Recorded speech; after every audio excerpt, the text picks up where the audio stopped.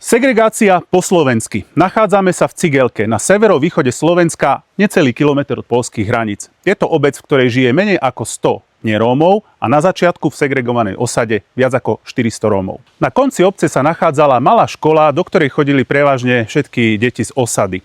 Táto škola však kapacitne nestačila a učili sa tu deti v dvojsmennej prevádzke. Aby sa odstránila dvojsmenná prevádzka, ministerstvo školstva sa rozhodlo starú školu zbúrať a na jej mieste postaviť 3-krát väčšiu školu, aby sa sem zmestili všetky deti a zároveň, aby tu vznikla aj materská škola. Problém je však v tom, že budova je priveľká. Zapratala celý pozemok, nezmestí sa tam žiadna telocvičňa, žiadne ihrisko pre deti a dokonca sa nachádza vedľa národnej kultúrnej pamiatky.